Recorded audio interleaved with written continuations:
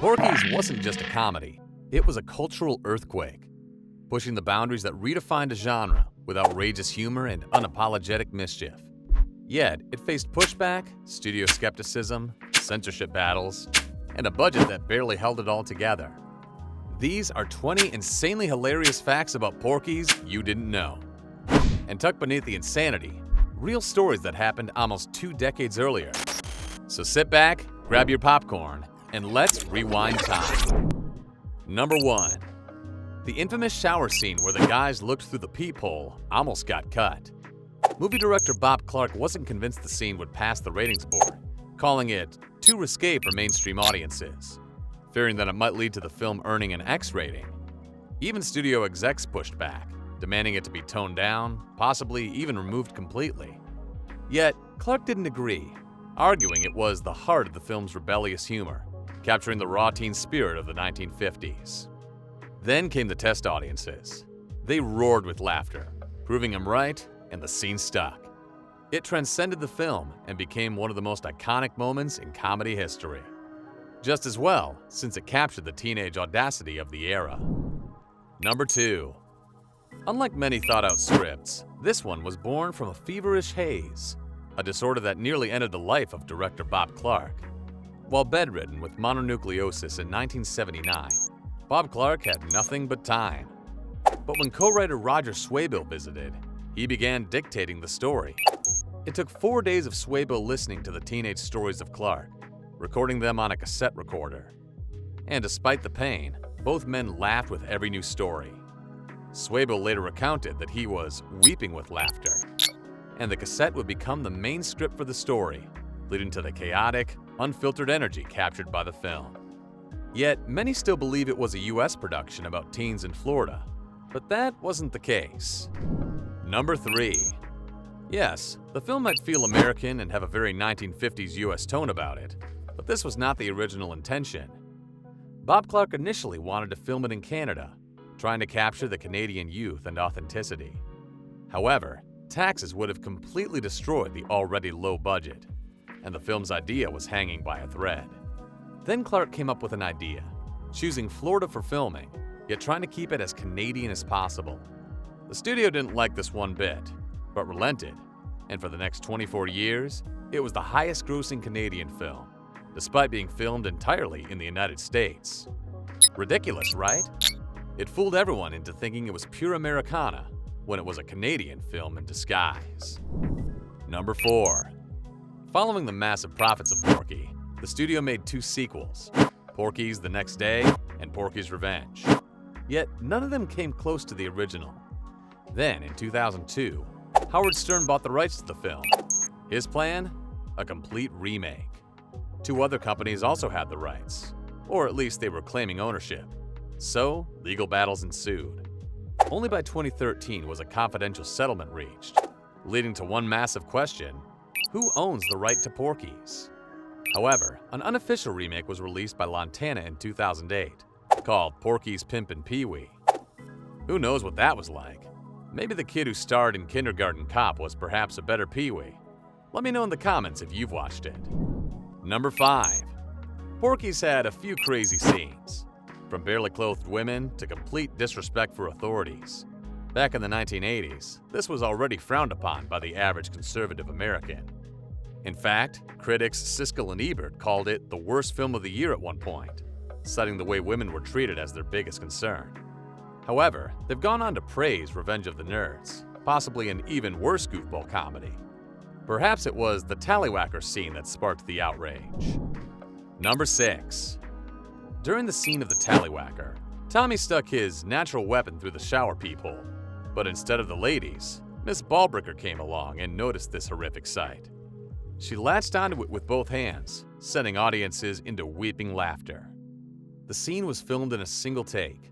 Nancy Parsons' performance was so intense and iconic that Clark deemed it perfect.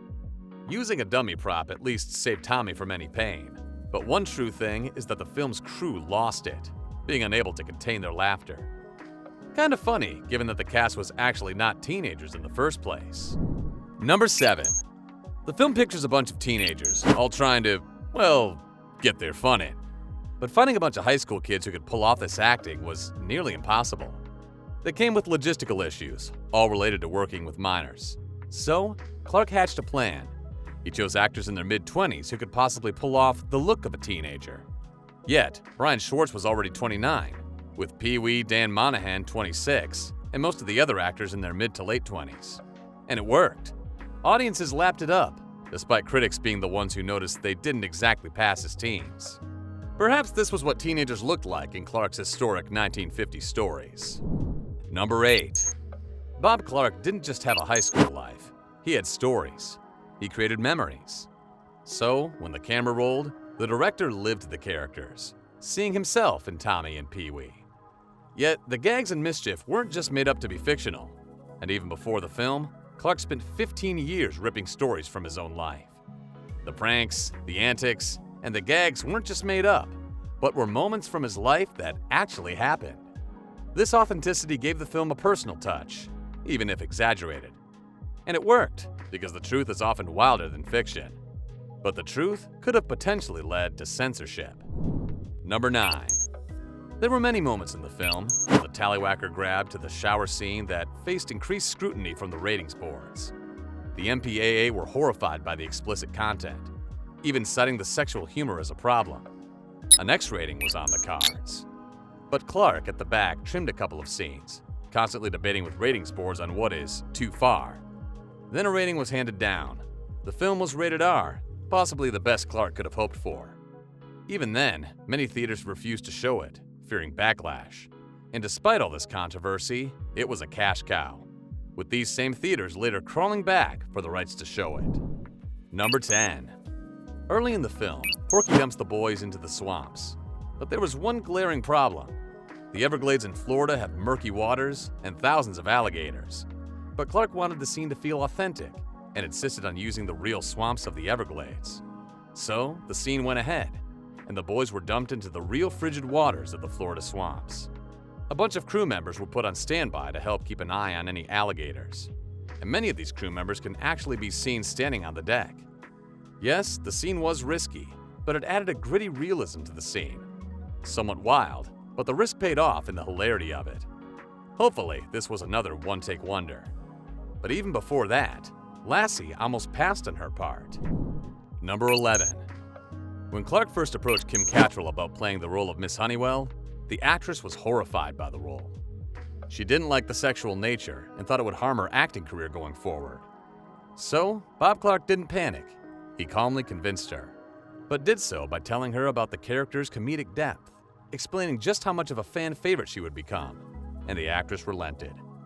She accepted the role, became an instant fan favorite, and possibly launching her own career into stardom. The film turned from a fear into her biggest break. At least she missed out on the tallywhacker speech. Number 12.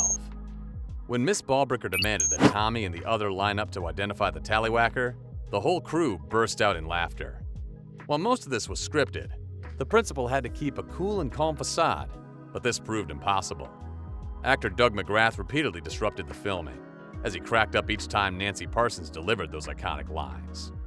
Her delivery was so cold and hard that it felt like even the portrait of President Eisenhower in the background was smiling. This wasn't just scripted comedy, it was actual laughter that brought an even more authentic feel to the film. But some of the actors actually had a real-life marriage. Number 13. Sheriff Wallace and Cherry Forever were worlds apart in the film. One followed the law, the other had no problem breaking it. Yet, in real life, things were completely different. But have you ever found it interesting to know why these two actors always appear in the same movies?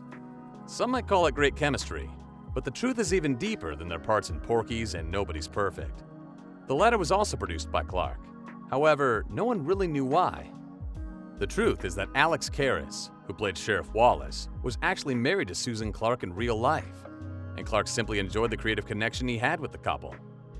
Unfortunately, not even a sheriff could keep the film from being banned.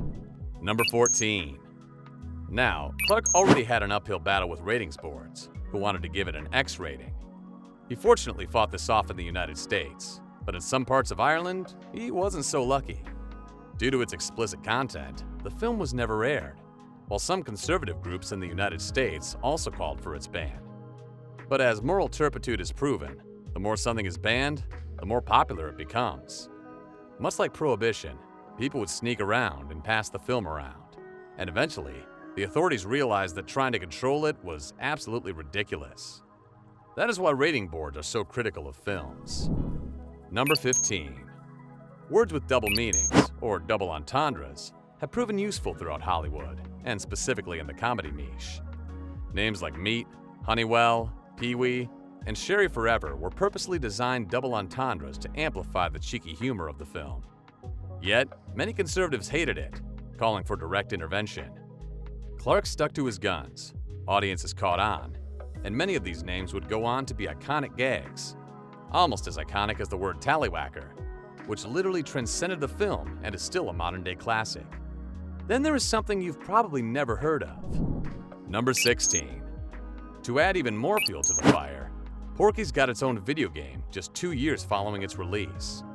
Again, to the anguish of parents across the country, it was a little too raunchy for many to comprehend, but it stuck.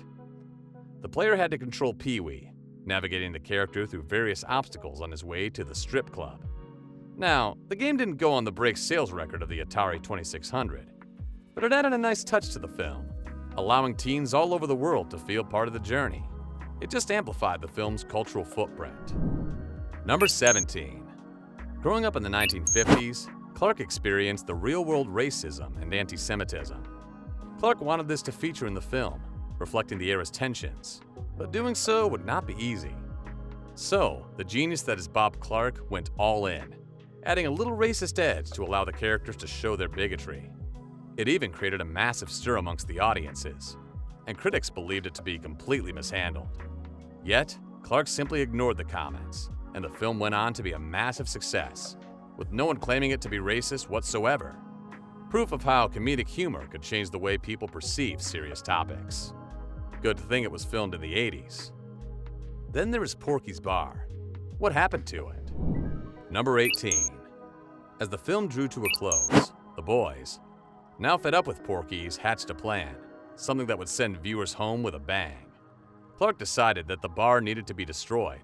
But this wasn't a Hollywood set. It was a real structure built near the Everglades swamps. So the crew rigged it, and when the boys latched onto it with a car, it wasn't just a set that collapsed, but actually the real bar.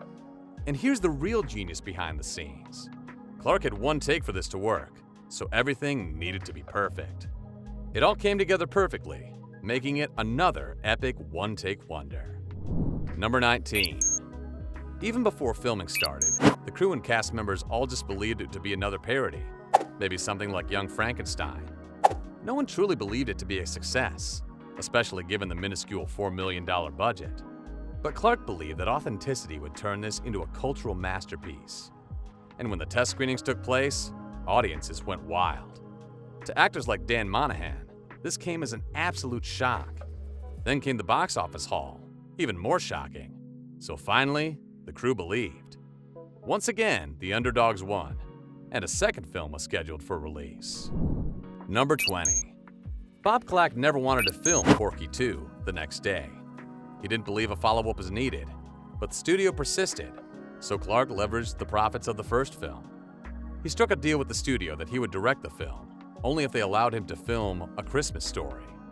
Reluctantly, the studio gave him the green light, and even though the second Porky film was a failure, A Christmas Story would go on to earn global recognition as a holiday special. Strangely, these raunchy teens paved the way for a holiday cheer. Pranks, gags, and a lot of fun is the best way to sum up this cultural classic. But even before that, Young Frankenstein set the tone for the comedic niche. Check out this video to find out how crazy Marty Feldman was as Igor in Young Frankenstein.